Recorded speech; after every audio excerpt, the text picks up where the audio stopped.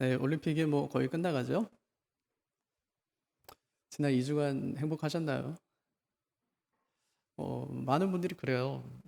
참 코로나 때문에 어려웠었는데 올림픽 때문에 그래도 조금 어, 마음이 많이 좋았다고, 네, 그렇게 이야기들 하시더라고요. 좋았다는 거죠. 그냥 뭐 볼거리 없고 뭐 갈 데 없는데 가정에서 또 요새는 휴대폰으로도 그렇게 올림픽 보면서 이렇게 약간 좀 치유가 좀 되는 것 같아요. 여자 배구 보셨나요? 뭐 오늘 어떻게 졌나요? 정말 못 봐가지고 아침에. 예, 참 대단하죠. 최하위 팀인데 뭐 16개 팀 중에 뭐 15번째라나요? 그런데 4강까지 올라갔으면 대단한 거예요. 일본전 보셨나요? 아, 저는 뭐 보면서 잘 소리 잘 안 지르는데 저도 모르게 몇 번 소리를 질러서 와 하고, 예, 예, 뭐 터키하고 할 때도 참 잘하더라고요. 근데 역시 브라질은 강하긴 강하더라고요. 잘 안 돼요. 참 잘했어요. 근데 야, 참 저렇게 원팀을 이야기하더니 한 마음이 돼서 저렇게 하니까 또 이런 결과도 낼 수 있구나 하는 생각이 들었어요. 근데 뭐 약간 좀 부적절한 일들도 있었죠. 영국의 어떤 한 복서는 은메달 땄어요. 잘한 거잖아요. 근데 시상대에 올라가서 갑자기 은메달을 주머니에 넣어요. 네, 이거 참 부적절하잖아요. 뭐 사실 뭐 올림픽 나가면 금메달 따면 참 좋겠지만 은메달도 뭐 대단한 거고 참 값진 건데 그렇게 하질 못했어요. 그래서 이렇게 이야기했어요. 은메달 딴 게 아니라 금메달을 놓쳤다. 정말 실망스럽다. 실패자가 된 느낌이다. 이 말이 약간 좀 부적절하긴 하지만 근데 한편으로는 좀 이해가 돼요. 이기기 위해서 얼마나 노력했으면 저렇게 실망할까 하는 생각이 들죠. 2004년도에 어떤 야구팀, 대학의 한 야구팀인데 1무 199패예요. 한 번도 이겨보질 못했어요. 창단한 지 27년이 됐는데. 근데 그 딱 1승 한 거예요. 예, 서울대학 야구부거든요. 이 친구들은 그냥 그냥 공부하는 친구들이에요. 취미로 야구했는데 그냥 시합을 계속 27년 동안 계속 나간 거예요. 야구부로 갖다 만들어가지고. 1승을 딱 하고 나서 소감으로 또 이렇게 대답했어요. 미치도록 이기고 싶었습니다. 그러니까 굉장히 짤막한데 이 소감이 우리에게 승리가 무엇인지를 잘 가르쳐 줍니다. 예, 하나님께서 우리에게 전신갑주 입어라 그렇게 말씀하시죠. 전신갑주를 입고 영적인 전쟁에서 승리하기를 하나님이 간절히 염원하셨다는 말이에요. 이거 입고 승리해라 고 하나님께서 그것을 주신 것이죠. 드디어 오늘이 마지막 장비를 착용하는 날입니다. 지금까지 우리는 진리의 허리띠, 의의 호심경, 또 평안의 복음이 준비한 신발, 믿음의 방패, 그리고 구원의 투구까지 썼어요. 오늘은 마지막 장비는 뭘까요? 성령의 검, 곧 하나님의 말씀을 가지라. 그렇게 말씀하셨어요. 성령의 검, 곧 하나님의 말씀을 가지라. 앞에 있는 이 5가지 장비들은 전부 방어용이에요. 예, 적이 공격해 올 때 방어하는 것들이라고요. 근데 오늘 말씀은 이 성령의 검은 공격하면서도 방어하는 기능을 가진 그런 무기입니다.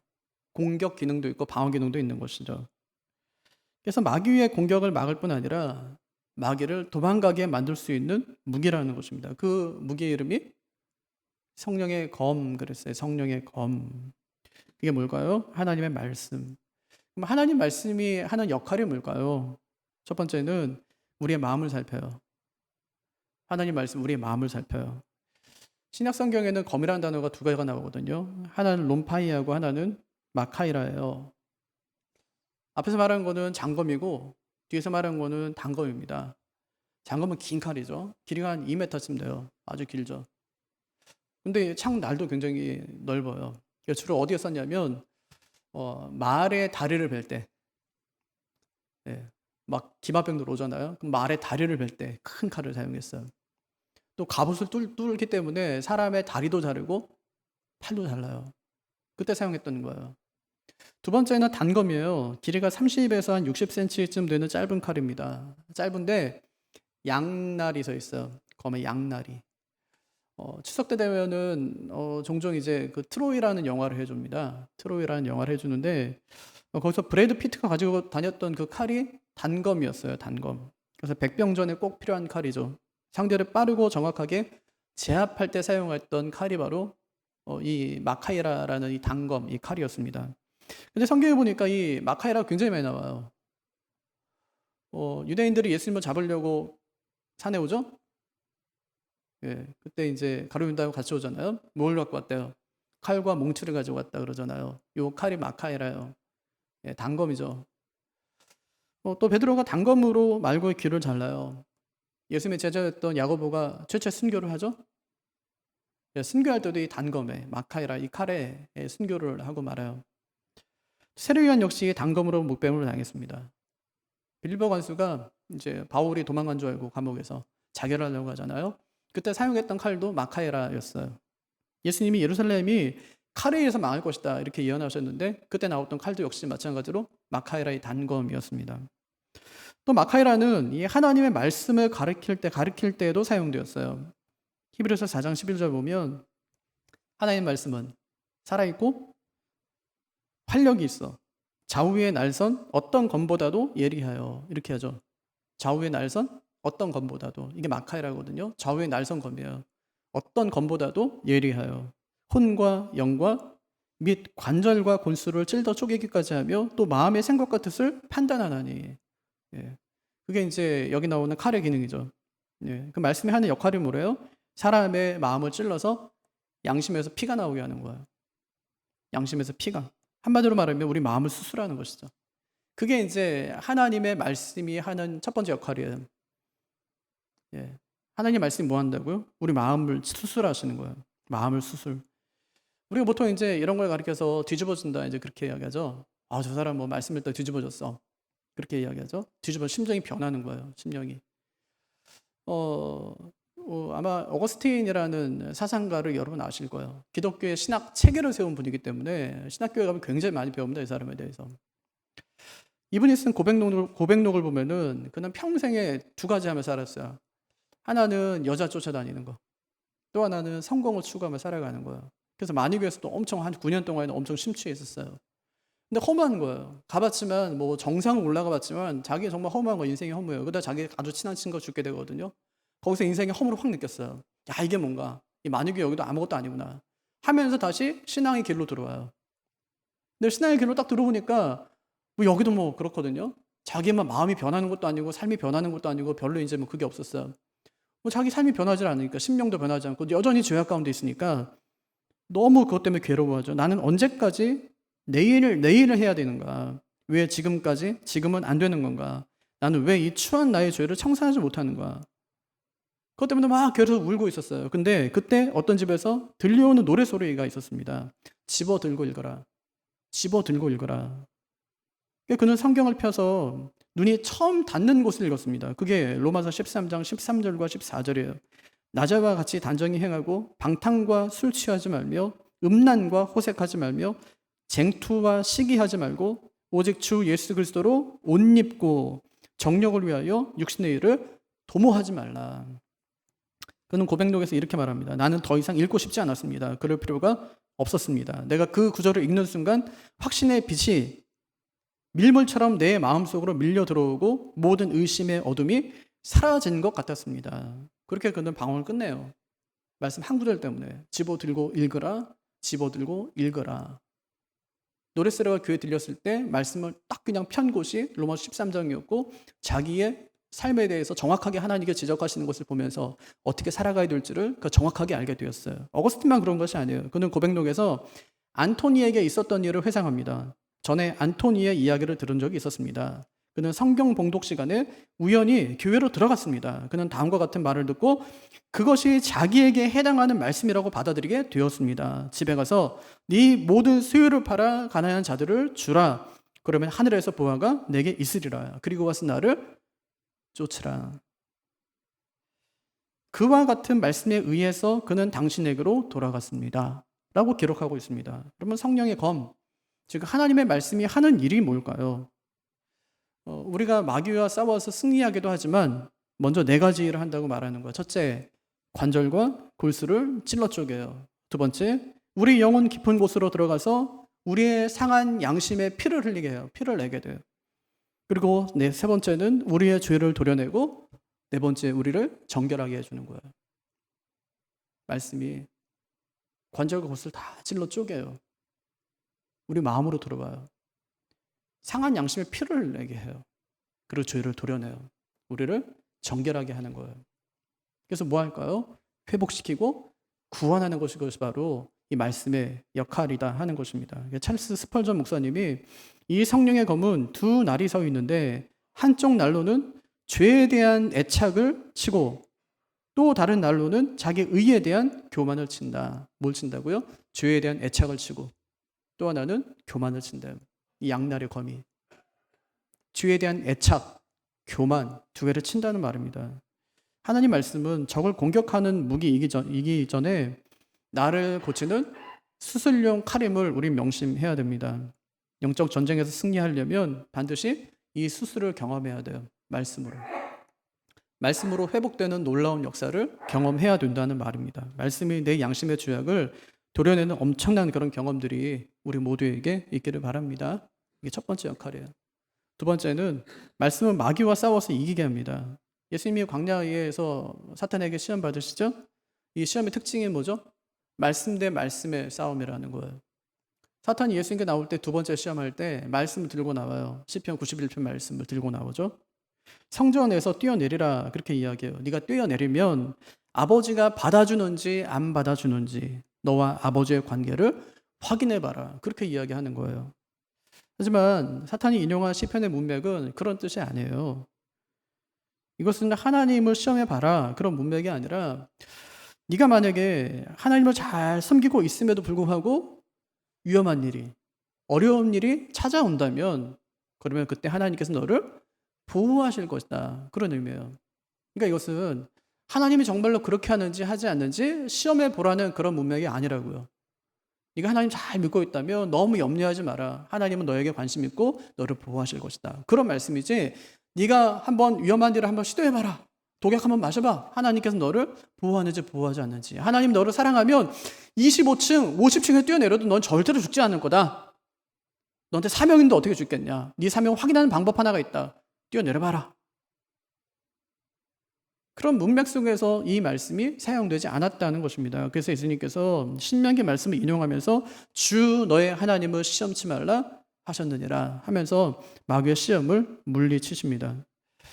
예수님께서는 이 세 번의 시험 모두를 자기 말로 물리치지를 않으세요. 전부 신명기의 말씀을 인용하면서 예수님께서 시험을 물리치십니다. 그러니까 자기에게 없는 말씀, 자기가 모르는 말씀이 아니라 자기가 능숙하게 사용할 수 있는 그 말씀으로 예수님께서 사탄의 시험을 물리치더라 하는 것입니다. 무슨 말일까요? 우리가 마귀와 싸울 때 마귀를 물리칠 수 있는 그 말씀은 우리가 모르는 말씀, 한 번도 들어보지 못했던 그 말씀, 암송하지 않았던 그 말씀이 아니라 우리가 평소에 읽고 외우고 붙들고 살았던 그 말씀을 통해서 마귀를 물리칠 수 있다는 것입니다. 저는 이것이 아주 중요한 인사이트라고 생각해요.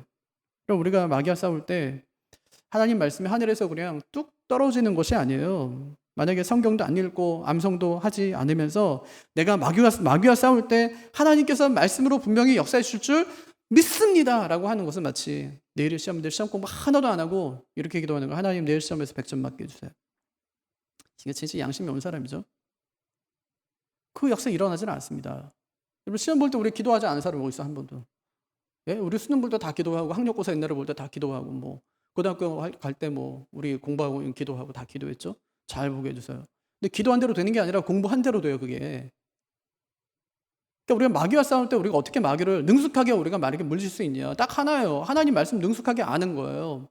우리가 아는 말씀, 우리가 읽은 말씀, 우리가 외운 말씀, 우리가 쓴 말씀, 우리가 공부할 말씀. 그 말씀으로 마귀와 대적할 때 마귀가 우리에게서 떠나간다 이제 그런 말입니다. 그래서 바울이 성령의 검, 곧 하나님 말씀이라고 할 때 이 말씀을 레마예요. 레마. 성경 보면 말씀에 대한 두 가지 단어가 있거든요. 하나는 많이 들어보실 로고스라는 단어 하나, 또 하나는 레마라는 단어예요. 참 구분하기가 참 어렵지만 굳이 한번 우리가 구분해 본다면 로고스는 기록된 말씀이에요. 성경, 로고스, 기록된 말씀. 레마는요, 입에서 나오는 말씀이에요. 입에서 나오는 말씀. 뭘 가져라고 말씀하냐면 성령의 검, 곧 하나님의 레마를 가져라고 그렇게 말씀한 거예요. 하나님의 레마를 가져라. 이 성경 없는 사람 어디 있어? 집에 뭐 3권씩은 다 있지. 있으면 뭐예요 그거? 안 읽는데 다 새 거예요. 그게 무슨 말씀 가지라고 말씀하냐면 그런 예쁜 성경책이 주석 잘 달린 성경책이 아니에요. 네 입에 담긴 그 말씀을 가지라고 그렇게 말씀하는 거예요. 레마, 그 말씀이에요. 여러분, 마귀와 싸울 때 성경을 들이미시겠어요? 마치 뭐 서양 영화 보면은 드라큘라 나오면은 십자가 탁 뭐 들이밀고 막 이러면 가슴이 막 타가지고 막 그 드라큘라 막 죽고 막 그러던데, 그럴 시간도 없어요. 왜 쫄니까?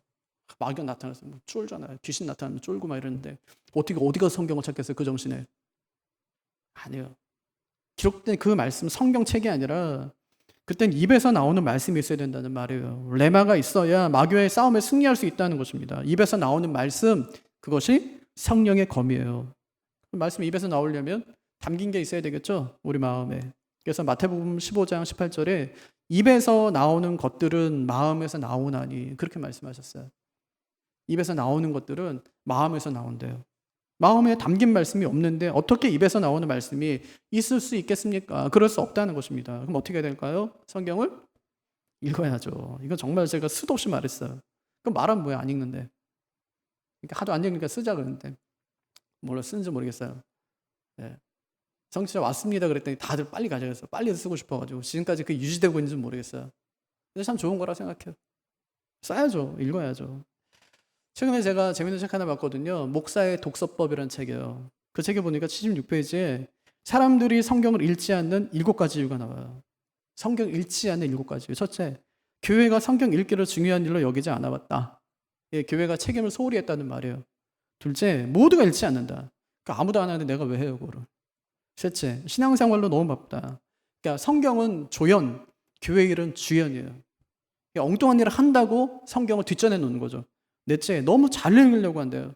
이해가 안 되면 절대 안 넘어가요. 그러니까 나중에는 성경 포기해버리죠. 이해가 안 되니까. 너무 잘 읽으려고 한다는 거예요. 여러분 절대 그렇게 하지 마세요. 성경 그냥 이해하고 한 장 넘어가고 이해하고 한 장 넘어가면 안 돼요. 그러면 속도가 안 나서 안 되니까 그냥 이해하는데도 그냥 마음에 사진판 찍힌 줄로 믿습니다 하고 그냥 쭉 읽어요. 계속. 네, 계속 읽으면 돼요. 다섯째, 조금씩 읽으려 한다. 한 권은 너무 오래 읽어요. 그럼 만약에 드라마 있는데 16부작인데 1년 동안 걸쳐서 한다. 이건 진짜 답답해서 못 봐요. 16부작인데 1년 동안 나눠서 한다. 한 달에 하나 한다. 이거 진짜 뭐 감당되겠어요, 이게? 스토리가 연결이 안 돼요. 그러니까 너무 조금씩 읽지 마시란 말이에요. 연결성이 떨어져요. 여섯째, 너무 느리게 읽는다. 통독은 묵상이 아니에요. 묵상하는 게 아니라고요. 한 번에 그냥 쭉 읽는 거죠. 일곱째, 성경 읽기의 자리를 다른 것에 내주었다. 그러니까 교회를 하더라도 성경 읽는 시간은 꼭 마련해야 된다. 이런 뜻입니다. 그러니까 성경은 안 읽는데 신앙생활은 잘한다. 그건 있을 수 없는 일이에요. 성경은 절대 안 읽는데 교회 열심히 하면은 신앙생활 잘하는 거다. 이거 있을 수 없는 얘기예요. 그럴 수 없는 것입니다. 마귀가 하는 말이 있어요. 성경은 어렵다. 성경은 두껍다. 아무리 읽어도 무슨 뜻인지 모른다. 목사 될 것도 아닌데 무슨 성경을 이렇게 열심히 공부하냐? 성경 몰라도 된다. 교회만 다니면 된다. 이게 마귀가 전형적으로 하는 말이에요. 성경 뭐라고 말할까요? 성경은 얇다. 성경은 쉽다. 성경 1년에 10번 읽을 책이다.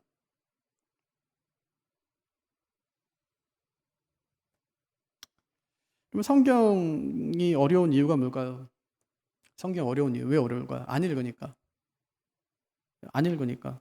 이런 말이 있어요. 독서 100편 의자현 이란 말이 있어요. 어떤 책이든지 글이든지 100번 이상 읽으면 그 뜻이 저절로 이해된다는 뜻이에요. 네, 실제로 그래요. 독서 100편 의자현 100번만 읽어보세요. 그 뜻이 저절로 이해가 되는 거예요. 왜 성경 읽는데 이해되지 않을까요? 아직 덜 읽었기 때문에. 성경이 어렵다, 읽어도 무슨 말인지 모르겠다는 말은 마귀가 계속 우리에게 주는 말입니다. 성경 읽을수록 쉬워요.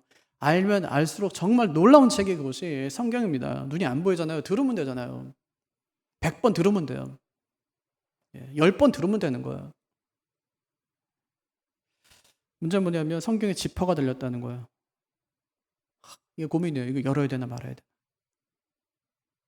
그럼 성경에 지퍼가 달린 건 열라고 다른 겁니까? 아니면 닫으라고 다른 겁니까? 한 번 닫힌 성경의 문 열려지지 않으리. 절대 안 열어요, 이건. 일주일에 한 번 여는 거, 언제? 교회 왔을 때. 이거 진짜 문제가 있는 겁니다. 성경 지퍼를 닫아놓고 일주일 동안 한 번도 안 열다가 교회 와서 예배 드릴 때 한 번 쫙 여는 거.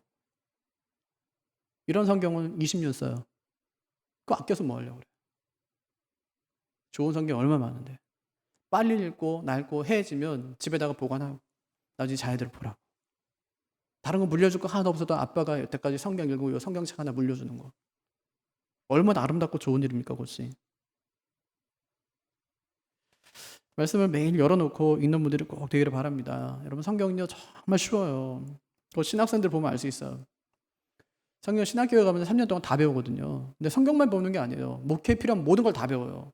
3년 공부하면 설교하는 사람이 돼요. 그 말이 뭐냐면 성경은 쉽다는 반증이에요. 어려우면 어떻게 그렇게 하겠습니까? 성경 언어까지 다 배우면서 어떻게 그 공부를 해낼 수 있겠어요? 성경이 쉽기 때문에 그 일이 가능한 것이죠. 성경이 얇아요. 1189장밖에 안 되니까. 얇아요. 아주 얇은 책이에요. 하나님께 더 두껍게 쓰지도 않았어요. 이건 뭐 충분하다. 쓰려면 이건 뭐 감당이 안 된다 그렇게 말씀하시죠. 네. 둘 데도 없다는 거예요. 얇은 책, 정말 쉬운 책. 1년에 10번 읽을 수 있는 그런 책을 하나님께서 우리에게 주신 것입니다. 그런데 읽으려고만 하면 한숨이 나오는 이유가 뭘까요? 성경은 어렵다는 마귀의 전략 때문이에요. 근데 성경 정말 쉬워요. 성경이 정말 쉽기 때문에. 성경이 제일 어려운 책이 뭐예요?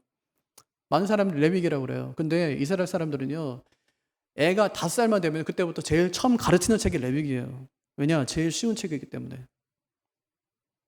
레위기 정말 쉬운 책이야. 뭐가 있어요, 레위기에? 5가지 제사 7가지 절기밖에 없잖아요. 그럼 삶에서 이루어지는 건데 뭐가 그게 하나도 어려운 게 어디 있어요? 제사 이렇게 드려? 절기 때 이렇게 모이는 거야. 제물 뭐 드려? 곡식 뭐 갖고 와? 다예요, 그게. 뭐 어려워요, 그게. 하나님 말씀대로 살아가면 내가 너에게 복 줄 거야. 근데 만약에 살지 않잖아? 그럼 내가 너에게 내가 너에게 벌 줄 거야. 그 얘기예요. 하나님 잘 섬겨 어떻게 해요? 5가지 제사 7가지 절기 지키면서요. 이게 레위기 다거든요. 그러니까 어렵지 않아요. 쉽다고요. 근데 마귀가 뭐라고 하냐면 레위기가 진짜 어려운 책이다. 그거 어떻게 다 외울래? 그거 왜 외워요, 그거를? 제사 드릴 것도 아닌데. 그 제사가 예수님 통해서 완성됐다는 이야기가 레위기 아닙니까? 그러니까 성경을 딱 우리가 접근할 때, 성경 쉽다. 성경이 얇다. 1년에 10번 읽을 수 있는 책이다. 하고 접근하고 읽어나가기 시작하면 절대 그 책이 어렵지 않다는 말입니다. 그러니까 자꾸만 마귀의 전략 때문인데, 마귀가 우리에게 성경을 읽지 못하게 해서 자신과의 대적, 자신과의 싸움을 할 때 우리가 패배하게 만들게 하기 위해서 마귀가 자꾸만 성경 어렵다, 성경 이해하기 힘들다, 절대 한 번 읽는 것도 진짜 어렵다, 죽을 뻔했다는 말 자꾸만 하는 거예요. 야, 성경 다 죽을 뻔했어. 살라고 읽으라고 한 그 말씀을 읽으면서 죽을 뻔했다고 생각하니까 어떻게 다음에 또 읽겠습니까? 여러분 절대로 마귀의 관계에 속지 말고 하나님의 전신갑주의 마지막 장비 성령의 검, 곧 하나님 말씀을 잘 구비하는 분들이 꼭 되시기를 바랍니다. 정리해 볼까요? 하나님의 말씀이 하는 역할이 뭐라고 그랬어요? 첫째는 우리의 마음을 살핀다. 우리의 마음을 살펴요. 두 번째는 마귀와 싸워서 이기게 한다. 그래서 우리가 해야 될 것이 뭐예요? 실천해야 될 것. 6가지죠, 그죠? 어떻게 읽고, 듣고, 쓰고, 묵상하고, 암송하고, 마지막 공부하는 거예요. 읽고, 듣고, 쓰고, 암송하고, 묵상하고, 공부하는 거예요. 그러면서 해야 될 게 뭘까요? 말씀대로 살아가는 거죠. 뭐 말씀이 있어야지 뭐 말씀대로 살아가지. 자꾸만 교회에서 말씀대로 살아야 됩니다. 말씀대로 살아야 된다 하는데 말씀이 없으니까 자기 마음대로 살아요. 자기 마음대로 교회만 다니면 그냥 말씀대로 사는 건 줄 알고 살아요, 그냥. 기도하고 자기 뜻대로 살아버리잖아요. 왜? 하나님 뜻이 뭔지 모르니까. 하나님 뜻이 어디 담겨 있는데? 하나님 말씀에 담겨 있는데. 말씀엔 뜻이 담겨 있는 거잖아요. 대통령이 친서를 보낼 때 그냥 보냅니까? 아니요. 한 단어 조사 하나에도 의미가 있는 거예요. 하나님께서 우리에게 말씀을 주실 때도 이 말씀에 하나님의 뜻이 오롯이 담긴 거예요. 하나님 마음이 담겼다고요. 그래서 우리는 성경 읽을 때 하나님의 마음을 생각하면서 읽는 거예요. 하나님의 마음을 알아가는 거예요. 성경 읽으면서. 하나님의 사랑이 얼마나 큰지를 하나님의 사랑의 관점의 성경을 계속해서 읽어가야 된다는 말입니다. 제가 자꾸 성경 읽으라고 그러니까 아마 어떤 분들은 목사님 그런 기도는 언제 해요? 그런 분들이 계실지도 모르겠어요. 우리는 보통 이제 기도를 강조하면 영파라고 그러죠? 말씀을 강조하면 말씀파 이제 그러는 거예요. 하지만 이런 이분법적인 구분은 잘못된 것입니다. 하나님 말씀 뭐라고 말씀하죠? 오늘 말씀 보니까 성령의 검. 성령은 영이에요, 육이에요? 성령이 영이죠. 그렇죠? 보통 이제 기도하는 사람들은 그러거든요. 성령 운동한다 그래요. 성령 운동한다. 불로 불로 불로 불로. 이거 말씀에서 나오니까 계속 기도하면서 불로 불로 불로. 옛날에 부흥회 때 많이 하셨죠, 그죠? 강사 목사님도 오셔서 막 불로 불로 불로 불로 막 이렇게 불로 불로. 그러니까 북치고 막 이러니까 자기 막 심장도 쿵쿵 뛰니까 막 그때 막 뭐 불로 불로 자기도 하고 막 그렇게. 나쁜 거 아니에요. 좋은 거죠. 기도하면 참 좋은 거잖아요. 근데 마치 이제 기도는 성령이고 말씀 성령이 아닌 것처럼 아주 오늘 말씀 보니까 성령의 검이 뭐래요? 기도래요? 아니요, 말씀이래요. 성령의 능력이 어디서 나간다는 거예요? 기도에서 나간다는 거예요? 아니요, 말씀. 왜 그럴까요? 그것이 하나님의 능력이기 때문에, 하나님의 메시지이기 때문에 그것이 능력이다. 이제 그렇게 말씀하시는 것이죠. 그럼 뭐 기도하지 말라는 거냐? 성령께서 말씀을 통해 역사하시니까 기도하지 말라는 이런 질문은 영적 초등학생이 하는 질문이에요. 영적 초등학생이 하는 질문. 질문 수준이 너무 낮아요. 그 사람은 진짜로 성경을 모르는 사람이죠. 성경 읽으면 기도하게 돼요. 그러면 세상에 어떤 책이 그 책을 읽으면서 기도하게 만드는 책이 어디 있어요? 한 권도 없어요. 여태까지 정말 수많은 경건서적을 읽지만 그 책을 읽으면서 기도하는 그런 책은 없어요. 기도하고 그 책 읽고 기도하면서 그 책 읽고 그 책을 다 읽은 다음에 기도하는 그런 책은 한 번도 만나보질 못했어요. 2번, 3번 읽기가 너무 힘들어요. 하지만 성경은 읽어도 그 안에 단물이 샘물이 나오기 때문에 계속 읽게 되고 읽으면 읽을수록 기도하게 만드는 책이 그것이 성경이에요. 왜 그럴까? 성경이 성령의 검이기 때문에, 성령의 말씀이기 때문에, 성령께서 입으로 하시는 그 말씀이기 때문에. 그래서 성경 많이 읽으면 기도할 시간이 없지 않냐 이런 질문은 바리새인들이 예수님을 공경에 빠뜨리기 위해서 했던 그 질문과도 아주 유사한 질문이에요. 말 자체가 안 될 뿐 아니라 질문의 의도가 선하지 않다는 말이죠. 여러분 성경 속에 기도 얘기가 얼마나 많아요. 아브라함이 기도했고, 이삭이 기도했고, 야곱이 야보강에서 기도했고, 모세가 기도했고, 여호수아가 기도했고, 다니엘이 기도했고, 욥이 기도했고, 심지어 예수님께서는 겟세마네 동산에서 이 땀방울이 핏방울이 변할 정도로 예수님께서 기도했다는 얘기 나오지 않습니까? 그래서 우리는 성경을 통해서 기도를 배우는 거예요. 믿음을 보여야 될 때는 아브라함처럼 기도하게 되고 죄를 회개할 때는 다윗처럼 기도하게 만드는 것이 성경의 역사라는 말입니다. 그러니까 성경 읽으면 기도할 시간을 빼앗기는 것이 아니라 성경 읽지 않으면 기도 못하는 사람이 되게 많은 거예요. 성경을 많이 읽은 사람이 하는 기도는 기도의 결이 달라요. 기도의 결이 달라요. 수준이 달라요. 우리 같은 말이지만 유치원 아이가 하는 말하고요, 대학생 우리 언니 오빠들이 하는 말은 진짜 단어 자체가 달라요. 용어 자체가 다르다. 깊이가 있어요. 성경을 깊이 이해하고 성경을 공부하고 성경을 묵상한 사람들이 하는 기도는 다르단 말입니다. 왜 그러냐? 그게 성령께서 말씀으로 기도에 역사하는 증거이기 때문에 그래요. 말씀으로 기도에 역사하세요. 성령께서. 어떤 분이 기도 잘하고 싶대요. 그래서 성경 읽으세요. 그랬어요. 여러분 왜 기도 얘기를 하는데 말씀 얘기를 할까요? 말씀이 성령의 검이기 때문에, 성령께서 기도하는 사람에게 말씀을 통해서 역사하시기 때문에 그렇습니다. 여러분 누가 기도 응답 가장 빨리 받을까요? 말씀 많이 암송하고 있는 사람이에요. 평소에는 암송한 말씀이 생각나지도 않아요. 그런데 기도만 하면 떠오르죠? 기도 내용에 딱 맞는 그런 말씀이 생각나는 거예요. 누가 하실까요? 성령께서 기도할 때에 외우고 알고 있던 말씀을 끄집어내서 내 입술에 담아주시는 거예요. 응답하시는 것이죠. 그래서 성경을 성령의 검이라고 하는 것입니다. 우리가 마음에 저장한 말씀을 성령께서 적재적소에 꺼내 쓸 수 있도록 해 주시기 때문에 그것을 성령의 검이라고 말씀하시는 것이죠. 그럼 만약에 우리가 백구절 암송하고 있다고 생각해 보세요. 근데 사탄이 시험이 찾아왔어요. 나를 낙심케 하고 현실에서 막 무너지게 하는 거예요. 그때 누가 백구절 중에서 필요한 말씀을 내게 꺼내줄까요? 내 마음 스스로가 그것을 꺼내낼까요? 아니면 백구절 중에 뭐가 있을까 하면서 막 생각해갖고 막 암송하다가 이거였네 하고 우리가 찾아낼까요? 그렇지 않다는 말이에요. 누가 꺼내서 그 말씀의 검으로, 성령의 검으로 사용하게 하실까요? 그것이 바로 성령님이시라는 거예요. 하나님의 말씀이 적재적소에 튀어나오게 하고 정확한 적용은 물론 올바로 사용할 수 있게 하는 분이 성령님이라는 말입니다. 그러니까 성령의 간섭 없이는 우리가 하나님 말씀을 무기로 삼아서 사탄과 대적할 수 없다는 말입니다. 예수님이 그렇게 마귀의 시험을 이기신 거예요. 예수님이 세례 받았어요.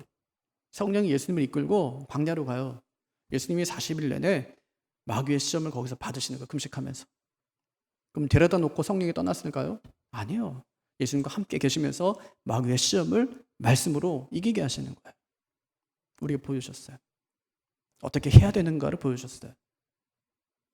예수님이 세례받을 때 임하신 그 성령께서 예수님과 함께 계시면서 말씀으로 어떻게 역사에 가시는가를 보여주신 것입니다. 철로 역정을 보면 크리스천과 소망이가 길을 가다가 너무 힘들어서 조금 넓은 길로 가요. 좁은 길을 가다가 넓은 길로 가요. 근데 갑자기 그 길이 확 좁아지면서 무서운 폭우가 막 내리는 거예요. 크리스천과 소망이가 꼼짝없이 갇히고 말았습니다. 그렇게 날을 새고 눈을 뜨자 무서운 거인이 그들 앞을 가로막고 있었습니다. 그 거인의 이름이 절망이에요. 절망. 절망이라는 거인이 그들에게 너희가 왜 내 영역을 침범했냐며 그들을 감옥에 가둡니다. 그리고 이 독배를 마시고 죽으라고 그렇게 이야기해요. 하지만 크리스천과 소망이는 그 말을 듣질 않습니다. 그 다음날 다시 절망이라는 거인이 찾아와서 내일 아침에 너희를 뒷마당에서 갈기갈기 찢어 죽이겠다고 그렇게 이야기해요.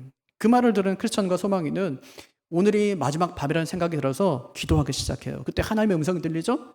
지금쯤이면 자유롭게 다닐 수 있는 너희가 왜 이런 악취나는 감옥에 갇혀있냐고 하면서 하나님께서 그들을 막 꾸중하세요. 그러면서 그들에게 품속에 있는 언약의 열쇠를 꺼내쓰라 그렇게 말씀하세요. 품속에 있는 언약의 열쇠를 꺼내쓰라. 그들은 그제야 우리가 언약의 열쇠를 갖고 다녔지라고 하면서 가슴 깊이 넣어둔 언약의 열쇠를 꺼내서 감옥문 그 열쇠 구멍에 넣습니다. 그러자 감옥문이 철커덕 하고 열려요.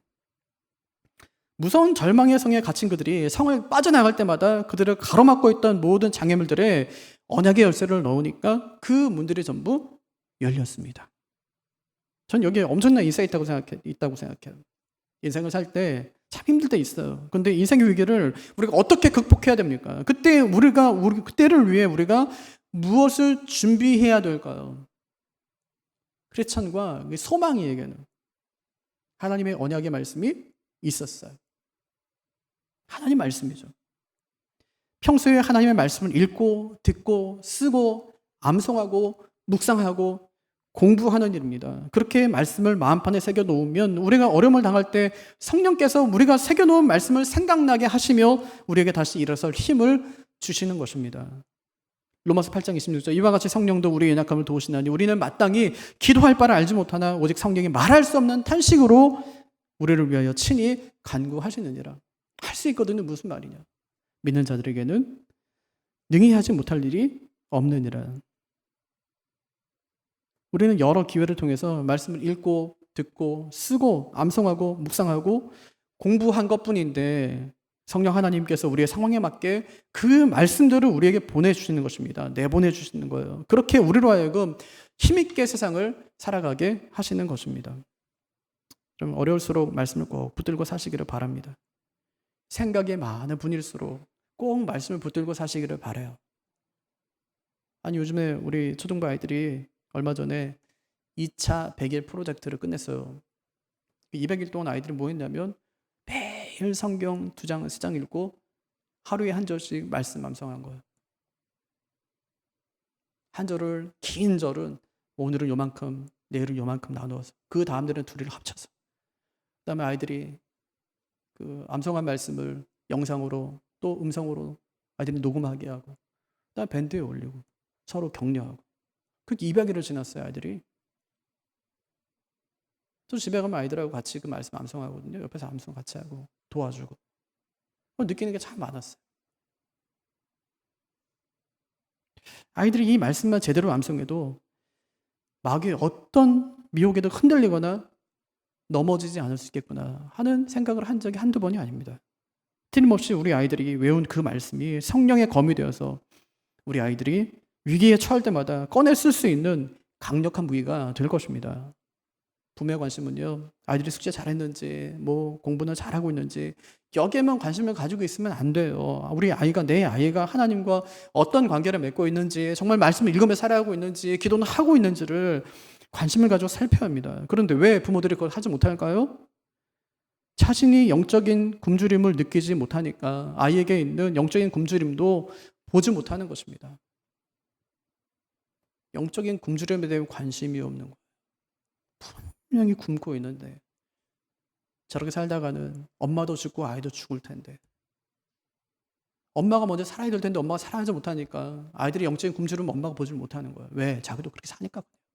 세상이 제일인 줄 알고 돈이 최고인 줄 알고 내 아이 공부만 잘하면 된다고 생각하고 그리고 엄마가 살아가니까 아이에게 별로 기대가 없어요. 하나님과 관계를 어떻게 맺고 있는지 나중에 지가 알아서 하겠지. 하나님께서 뭐 때가 되면 어떻게 하시겠지라고 생각하지만 그 일이 쉽지 않다는 거 여러분 우리가 잘 알지 않습니까?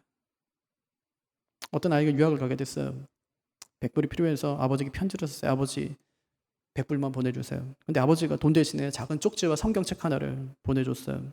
마태복음 7장 7절을 읽어보아라. 아들은 짜증이 나서 성경을 집어 던져버렸어요. 시간이 지났어요. 아버지를 만나게 됐어요. 그때 일을 떠올리면서 돈을 보내랬더니 왜 성경을 보냈냐고 짜증을 냈어요. 아버지가 보낸 그 쪽지를 안 읽어봤냐고 물었어요. 읽어봤대요. 하지만 성경은 보지 않은 거예요. 그 책갈피에 100불이 꽂혀 있었다. 이 아주 오래된 고전 예화 아니에요? 정말로 그래요. 우리 성경을 펼치기만 하면 지금 내가 처한 답답한 현실과 어려운 시험을 능히 이길 수 있습니다. 성경 열기만 하면, 그리고 읽기만 하면 지금 내게 닥친 모든 어려운 문제들을 얼마든지 해결할 수 있다는 것입니다. 하지만 우리는 문제는 뭐냐면 성경을 펼쳐서 읽지를 않는다는 거예요. 그걸 읽지 않고 살아가니까 어떻게 살아야 될지, 무엇을 하면 살아야 될지를 우리가 인도받지 못하는 것이죠. 성경은 주의 말씀은 내 발의 등이요 내 길의 빛이니이다. 그렇게 이야기하죠. 시편 119편 105절에. 무슨 얘기입니까? 내 삶의 안내자란 말이에요. 내 발의 등이라는 거잖아요. 내 앞길을 비추는. 성경이 멀리 보여주지만 길에 비치니까 그 길 따라가면 되지만 내 발의 등이에요. 성경이. 동방박사들이 빛을 따라왔더니 예수님이 계신 곳까지 왔잖아요. 성경이 바로 그렇다는 것입니다. 우리 인생은 성경의 조율을 받아야 돼요. 피아노도 보니까 한번 조율을 넣으면 끝이 아니에요. 이동하면 또 한 번 해야 되고요. 또 뭐 여러 악기들하고 같이 하려면 또 한 번 이제 조율을 해야 되는 거고요. 그러니까 연주하기 전에 항상 조율을 해야 되는 거죠. 그래야 아름다운 소리가 나오는 겁니다. 우리 영혼도 날마다 말씀의 조율을 받아야 됩니다. 매일 아침에 교회 밴드에 올리는 설교문 여러분 꼭 읽으세요. 한 40분 정도 읽는 것 같은데 꼭 읽으세요. 우리가 교회 식구가 되었다는 것은 한 강단에서 나오는 말씀을 함께 먹는 사람이 되었다는 뜻입니다. 성경을 영혼의 양식이라고 부르잖아요. 영혼의 양식. 양식이라면 읽는 것이 아니라 그냥 먹는 겁니다. 성경 읽지 않으면 오늘 저녁 밥 굶겠다. 이게 맞는 말이에요. 이상한 말이 아니에요. 양식이기 때문에. 육의 양식을 먹는다면 영의 양식도 먹어야 되는 것입니다. 건강한 음식을 먹고 아이들이 건강하게 자라는 것이 부모의 바람이라면 아이들의 영혼을 위해서 무엇을 해야 되는지 그 정도는 꼭 기억하시기를 바랍니다. 성령의 검을 꼭 소지하고 다니시기를 바라요. 여러분 마음 안에 차곡차곡 쌓아 놓으시기를 바라요. 성경 들고 다니라고 지난주에도 말씀드렸죠? 기회 되는 대로 읽으세요. 직장에서 점심 먹고 난 다음에 혼자 있는 시간에 20분, 30분 성경 읽으시고 귀에다 꽂고 들으면서 읽으면 돼요. 1년에 10번 읽어주는 그 어플 있죠? 성경 어플? 그거 꽂고 30분 읽으면 1년에 성경 한 번, 두 번 읽을 수 있습니다. 학교에서 쉬는 시간에 읽고 전철을 오가면서 읽고 카페에서 친구 기다리면서 성경 읽고 그렇게 읽어가시기를 바랍니다. 여러분 읽고 쓰고 또 듣고 또 암송하고 묵상하고 공부한 그 말씀이 여러분을 반드시 지켜줄 것입니다. 다시 한번 말하지만 성경은 얇아요. 성경은 쉬워요. 성경은 1년에 10번 읽을 책입니다. 말씀과 함께 행복한 삶을 꿈꾸는 분들이 꼭 되시기를 주님의 이름으로 축복합니다. 자리에서 일어나셔서 우리 함께 찬양하겠습니다.